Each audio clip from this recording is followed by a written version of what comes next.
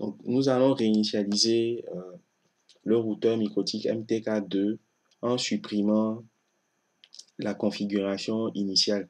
Donc, pour ce faire, nous allons exécuter la commande system reset configuration et no default, on met réponse yes. Donc, system reset configuration et puis vous choisissez l'option no default égale yes pour dire au routeur MikroTik que nous voudrions le réinitialiser tout en supprimant les paramètres par défaut.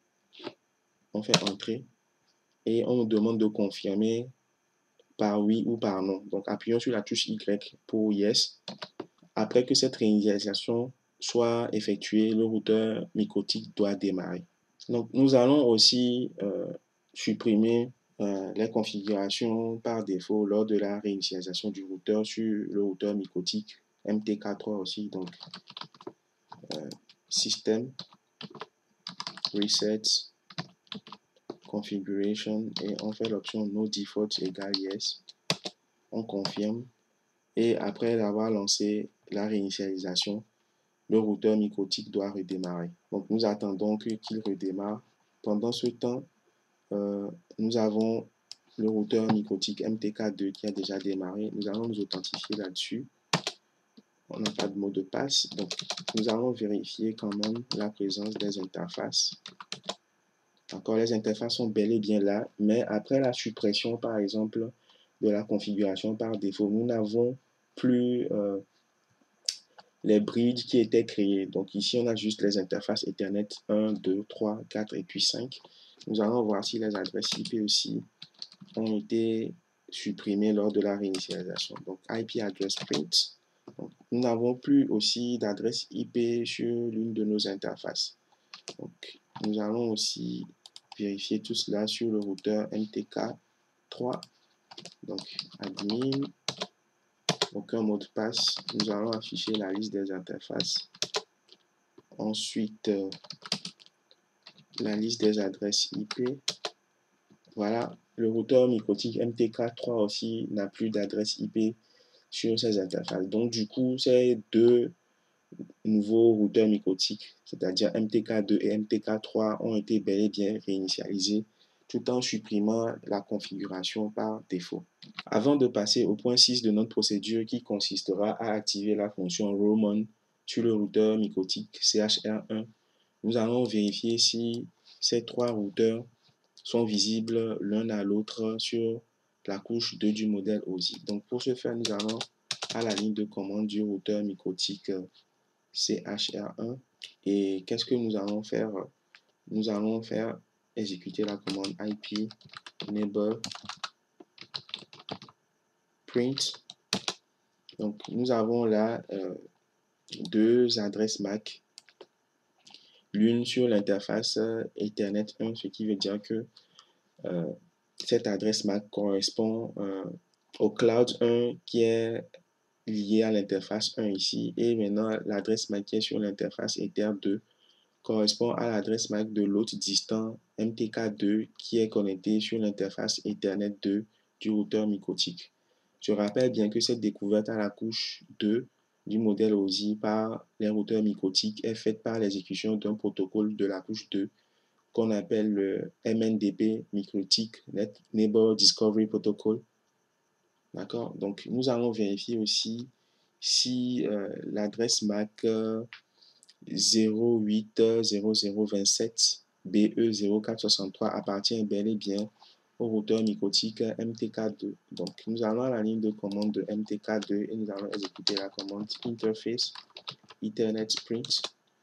Donc, nous voyons dans cette liste d'interfaces que effectivement l'interface Ethernet 2 du routeur MikroTik MTK2 a bien et bien pour adresse MAC 080027 BE0464. Donc, nous allons mettre les fenêtres côte à côte pour faire la comparaison. Donc, effectivement, le routeur CHR1 voit bien le routeur MTK2 à la couche 2 du modèle OSI. Nous allons vérifier la même chose aussi sur le routeur MTK3. Donc, à sa ligne de commande, Nous allons faire interface Ethernet print pour voir les adresses MAC de chaque interface. Avant ceci, ce que nous devons faire, c'est d'exécuter aussi la commande IP enable print sur le routeur MTK2. Donc, sur le routeur MTK2, nous avons sur son interface Ethernet 2, nous avons une adresse IP 192.168.11.254 et sur cette adresse-là, nous avons l'adresse MAC 08002751.3F7F. En réalité, l'adresse IP 192.168.11.254 est une adresse IP du routeur CHR1. On va vérifier cela en faisant IP address print. D'accord? Donc, nous avons vu ici que l'interface bridge a pour adresse IP 192.168.11.254. Or, sur le routeur MikroTik CHR1, l'interface Ethernet 2 appartient au bridge. Donc, du coup, si nous exécutons la commande IP enable print sur le routeur MikroTik MTK2, nous verrons forcément cette adresse IP couplée à l'adresse MAC de l'interface Ethernet 2 du routeur MikroTik CHR1. On peut vérifier cela en faisant interface Ethernet print. Donc, effectivement, l'adresse IP du routeur MikroTik sur son interface Ethernet 2 est 08002751.3F7F. Donc, ce qui est bel et bien confirmé par la découverte que nous avons sur le routeur MikroTik MTK2.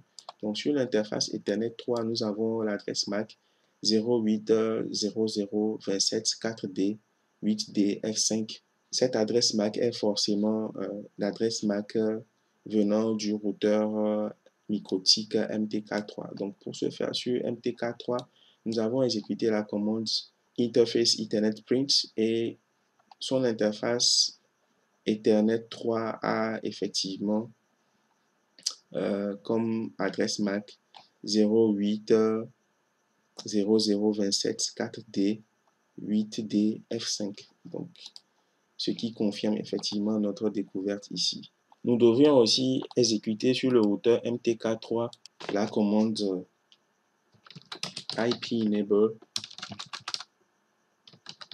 print pour voir si le routeur MTK3 aussi découvre une adresse MAC. Donc, sur le routeur MTK3, nous avons juste une découverte qui est faite sur son interface Ethernet 3, qui est l'adresse MAC 080027 BC41AD. Donc, nous allons retourner sur le routeur MikroTik MTK2 pour voir si effectivement nous avons l'adresse MAC 080027 BC41AD qui appartient à l'une de ces interfaces. Donc, si nous voyons sur ce routeur MikroTik MTK2, nous avons remarqué que son interface Ethernet 3 a pour adresse MAC 080027 BC41AD, ce qui confirme bien la découverte faite par le routeur MTK3. Nous allons passer au point 6 de notre procédure qui consistera à activer l'outil Roman sur le routeur MikroTik 1. Ensuite, nous passerons sur le routeur MikroTik MTK2 et MTK3 pour activer respectivement cet outil Roman. Donc, avant d'implémenter Roman, il faut savoir ce que c'est. Donc, Roman, c'est l'abréviation de Router Management Overlay Network, donc, qui est une sorte d'interconnexion réalisée uniquement entre des routeurs MikroTik à la couche 2 du modèle OSI. Donc, une fois que cette interconnexion via Roman est créée, on peut avoir de l'acheminement de données entre les réseaux à la couche 2. Donc, les paquets Roman sont encapsulés dans les trames Ethernet de type 88BF, qui est une notation en hexadécimal et qui ont pour adresse MAC de destination 0180C20088BF. Donc, et ce réseau aussi fonctionne de façon indépendante de la couche 2 et de l'acheminement à la couche 3. Donc, une fois que l'option ou bien la fonction Roman est activée, tout paquet Roman reçu ne sera pas affiché dans les outils Sniffer ou bien Torch. À présent, nous allons activer l'outil Roman à la ligne de commande. Notons que nous avons aussi la possibilité d'activer l'outil Roman à travers Winbox, puisque pour ce routeur Micotic CH11, nous avons déjà son accès via Winbox.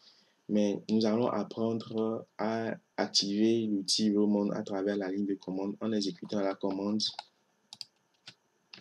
tool Roman set enable égale yes.